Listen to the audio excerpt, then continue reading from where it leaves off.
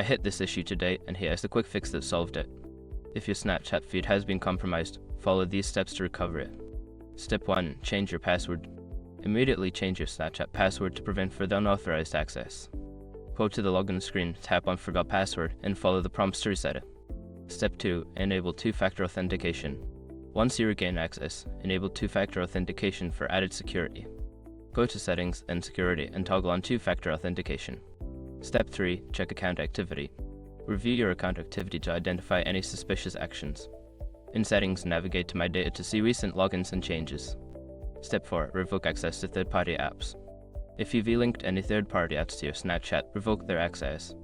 In Settings, go to Apps and remove any that look suspicious. Step 5. Contact Snapchat support.